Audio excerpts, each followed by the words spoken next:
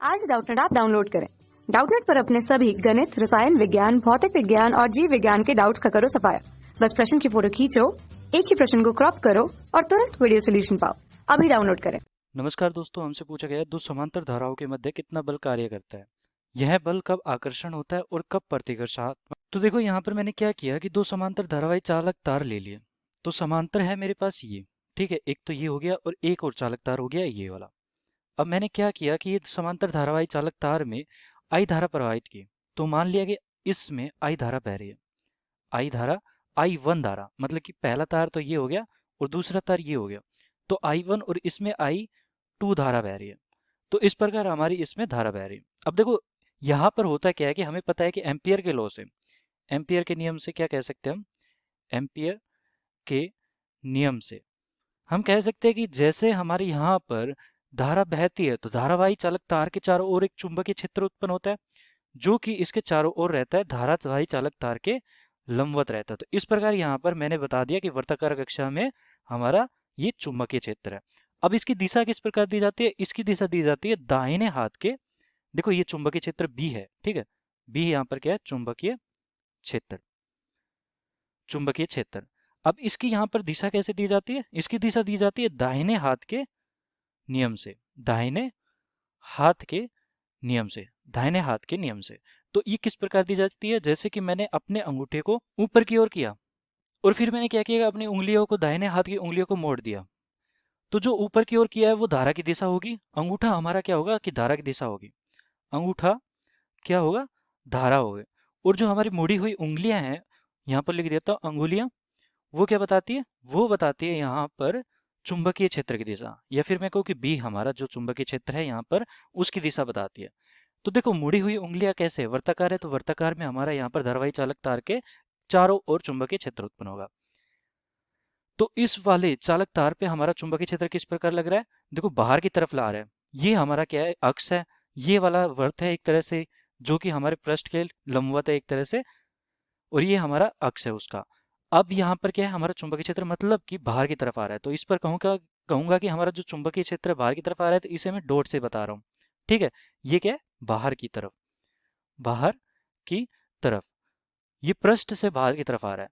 अब देखो हमारा यहाँ पर क्या है कि हमें पता है कि जो पृष्ठ से बाहर आ रहा है हमारा चुंबकीय क्षेत्र, उस चुंबकीय क्षेत्र में एक धारावाही तार है हमारा I1। अब धारावाही तार है तो इसके कारण क्या होगा कि यहाँ पर एक बल कार्यरत होगा, जो कि हमारा बल होगा यहाँ पर क्या, ये होगा I L cross B, ILB, या फिर मैं कहूँ कि IL क्रॉस बी होता है ये, ठीक है।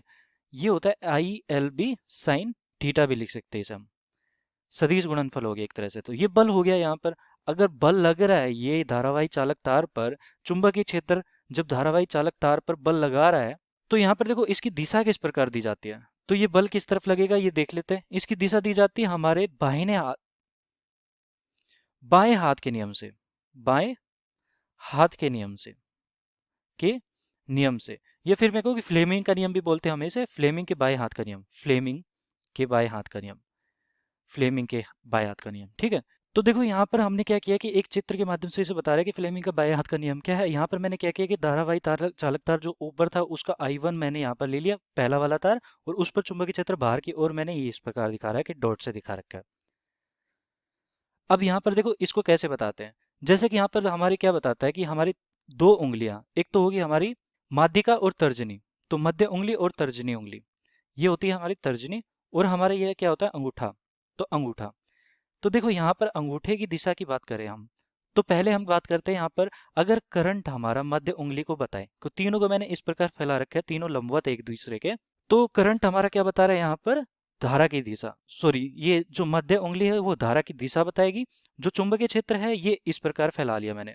तो हमारी तीसरी उंगली जो अंगूठा बताएगा वो किस प्रकार बताएगा कि वो बल की दिशा बता देगा। अब देखो यहाँ पर मैंने क्या किया कि इसका तो मुझे नहीं पता कि कहाँ पर कौन सी चीज़ है, लेकिन यहाँ पर पता है मुझे। मैं क्या करता हूँ कि इसको x ले लेता हूँ, इस दिशा को, इसको y ले लेता हूँ, और जो पृष्ठ से बाहर है उसको z ले लेता हूँ। इस प्रकार ले लिया मैंने। अब देखो यहाँ पर हो क्या रहा है, मैंने क्या किया कि यहाँ पर I1 है तो इसको y दिशा में दिखा रखा है, तो I1 मैंने y दिशा में ले लिया, तो यहाँ पर भी मैं y दिशा में ले लेता हूँ I1। तो I1 मैंने क्या लिया, y दिशा में।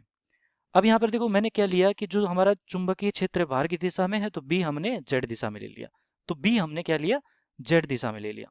ये जेड दिशा में हमारा बी या चुंबकीय क्षेत्र कहेंगे जिसे हम फील्ड, ये क्या हो गया, जेड दिशा में हो गया। अब देखो हमारे पास क्या बचा, एक अंगूठा बचा जो कि एक्स दिशा में होगा, तो एक्स दिशा में हमारा अंगूठा होगा, ठीक है। क्योंकि यहाँ पर देखो ये वाली उंगली होगी, ये वाली उंगली होगी और ये अंगूठा बचा, तो अंगूठा हमारा क्या बता रहा है, बल की दिशा, तो एक्स दिशा में हमारा क्या लगेगा, बल लगेगा। तो ये वाला तीसरी जो बचा है यहाँ पर बल किस किस दिशा में लग रहा है, एक्स दिशा में, क्योंकि वाई दिशा तो पहले ही होगी, जेड दिशा भी होगी, तो तीसरी दिशा कौन सी बची, वो बची जेड दिशा। तो देखो यहाँ पर जेड, अगर एक्स दिशा में हमारा बल लग रहा है तो इस प्रकार हमारा क्या लगेगा, एक बल लगेगा जो कि दूसरे तार के कारण जो चुंबकीय क्षेत्र उत्पन्न हो रहा था, B2 कहेंगे इसे हम, B2 जो उत्पन्न हो रहा था उसके कारण जो बल उत्पन्न हो रहा है वो हम कहेंगे F2। ऐसे ही अगर मैं बात करूं कि इसके कारण जो चुंबकीय क्षेत्र उस पर उत्पन्न हो रहा है वो कौन सा होगा, तो देखो वह ऊपर वाले तार मैंने यहीं पर बना लिया फिर से, धारावाही चालक तार। तो यहाँ पर हमारा क्या है कि I2 बह रहा है, ठीक है।